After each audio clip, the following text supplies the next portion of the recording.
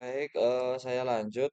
Ini tadi terkendala durasi. Nah, kabel UTP. Nah, sini.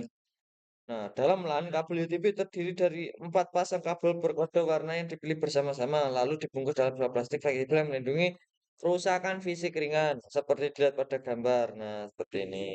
Kode warna mengidentifikasi pasangan dan kabel individual yang dibantu dalam eh terminasi kabel. Di sini ada kabel twisted pair terlindung. Nah, memberikan perlindungan yang lebih baik terhadap gangguan dibandingkan kabel UTP. Namun dibanding dengan kabel UTP, kabel STP jauh lebih mahal dan sulit dipasang seperti kabel UTP. STP menggunakan konektor RJ45. Karena kabel STP menggabungkan teknik pelindung untuk menangkal MI dan RFI dan lilitan kabel yang menangkal crosstalk untuk mendapatkan manfaat penuh dari pelindung. Kabel UTP diakhiri dengan konektor data STP pelindung khusus jika kabel tidak diada dengan benar. Pelindung dapat berfungsi sebagai antena dan menangkap sinyal yang tidak diinginkan. Nah,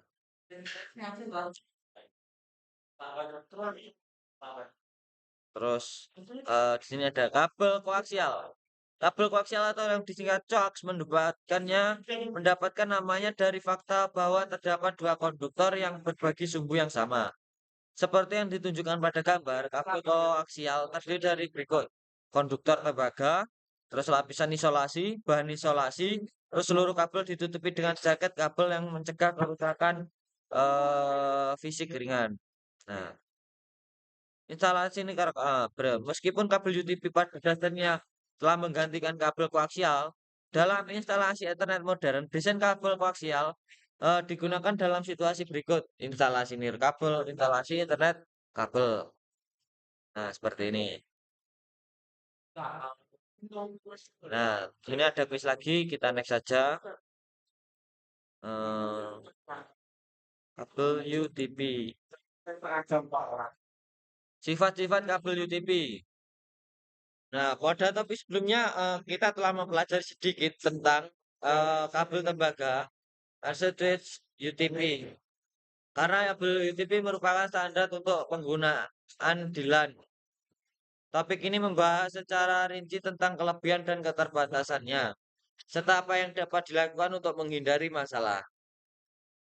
Kabel UTP Kabel UTP tidak menggunakan pelindung untuk menangkal efek MI dan RFI. Sebagai gantinya, perancang kabel telah menemukan cara lain untuk membatasi efek negatif kostak, pembatalan, variasi jumlah liritan per pasang kabel. Terus, standar dan konektor kabel UTP. Pengkabelan UTP memenuhi standar yang ditetapkan bersama oleh TAI. Secara khusus TAI menetapkan standar pengkabelan komersial untuk instalasi LAN dan merupakan standar paling umum digunakan dalam lingkungan pengkabelan LAN.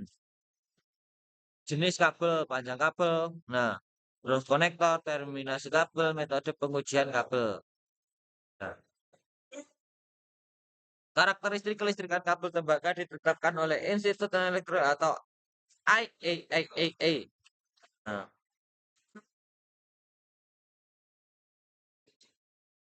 gambar berikut menunjukkan tiga kategori kabel UTP. Kategori tiga awalnya digunakan untuk komunikasi suara melalui jalur suara, tapi kemudian digunakan untuk transmisi data.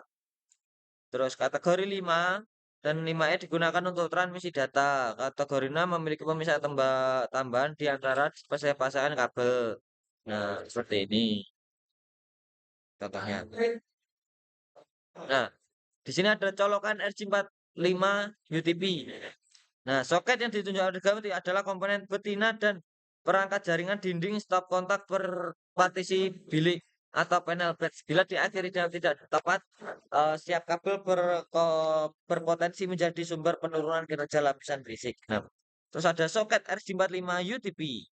Nah, eh, contoh kabel UTP transmisinya buruk. Konektor yang buruk ini memiliki kabel yang terbuka, tidak terpilih dan tidak sepenuhnya ditutup selubung. Kabel UTP yang transmisinya buruk. Nah, kemarin menunjukkan transmisi yang benar ini adalah konektor yang baik dan militannya. Nah, seperti ini. Di kabel UTP strike talk dan crossover. Nah, situasi yang berbeda. Nah, berikut adalah jenis kabel utama yang diperoleh dengan menggunakan konvensi pengkabelan tertentu. Ethernet Threadlock jenis kabel jaringan yang paling umumnya digunakan untuk menghubungkan host ke switch dan switch ke router. Ethernet crossover kabel digunakan untuk menghubungkan perangkat serupa, misalnya untuk menghubungkan switch ke switch host ke host router ke router. Namun kabel karena sekarang dianggap kuno karena NIC menggunakan medium dependent interface crossover. Nah, ini di sini sudah ada jenis dan standar kabel. Nah, oke. Nah, kita next ke modul berikutnya. Kabel serat optik. Nah, properti kabel serat optik. Nah, seperti yang telah diketahui dan dipelajari, kabel serat optik adalah jenis kabel yang digunakan dalam jaringan karena mahal. Kabel ini tidak umum digunakan pada berbagai jenis kabel tembaga. Namun kabel serat optik memiliki sifat tertentu yang menjadikannya pilihan terbaik dalam situasi tertentu yang akan Anda temukan dalam topik ini. Nah, seperti itu. Nah, jenis media serat. Kabel serat optik secara umum dideklarasikan menjadi dua jenis. Serat mode tunggal, terus serat multimode. Nah, ini. Serat mode tunggal terdiri dari tiga inti yang sangat kecil dan menggunakan teknologi laser yang mahal untuk mengirimkan satu sinar cahaya seperti yang ditunjukkan pada gambar. Nah, seperti ini. Serat multimode. Nah, seperti ini. Terdiri dari inti yang lebih besar menggunakan pemancar LED yang mengirimkan pulsa cahaya. Terus penggunaan kabel serat optik. Nah, sini ada jaringan perusahaan, fiber to the home, jaringan jarak jauh, jaringan kabel bawah laut. Nah, next konektor serat optik. Nah, digunakan untuk mengakhiri ujung serat optik tersedia berbagai macam konektor serat optik. Perbedaan utama di antara jenis konektor adalah dimensi dan metode penyambungan. Perusahaan memutuskan jenis konektor yang digunakan berdasarkan peralatan mereka.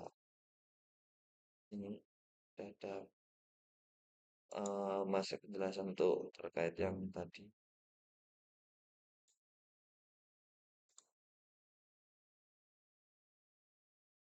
Next, kabel pet serat optik diperlukan untuk menghubungkan perangkat infrastruktur. Penggunaan warna membedakan antara kabel patch mode tunggal dan multimode. Jaket kuning untuk kabel fiber mode tunggal dan oranye untuk aqua untuk kabel fiber multimode.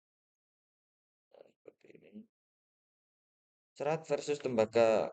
Ada banyak eh, ada banyak keuntungan menggunakan kabel serat optik dibandingkan kabel tembaga.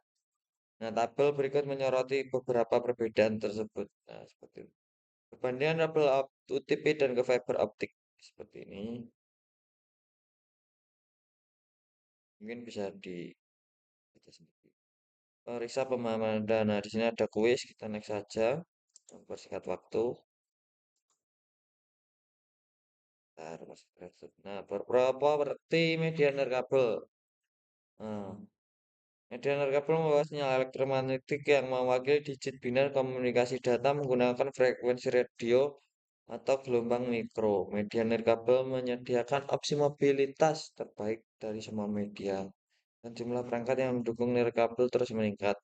Nirkabel kini menjadi cara utama penggunaan eh, penggunaan terhubung ke jaringan rumah dan perusahaan. Berikut adalah beberapa keterbatasan nirkabel, area jangkauan, gangguan. Nah, gangguan ini rentan terhadap gangguan yang dapat terganggu oleh perangkat umum seperti telepon rumah tangga dan beberapa jenis lampu neon. Nah, keamanan terus media bersama. Jenis media nirkabel. Nah, di sini standar industri dalam setiap standar ini spesifik lapisan fisik diterapkan di area mencakup hal berikut: pengkodean data sinyal ke radio, frekuensi dan daya transmisi, persyaratan penerimaan dan decoding sinyal, dan desain dan konstruksi antena. Berikut ini adalah standar nirkabel.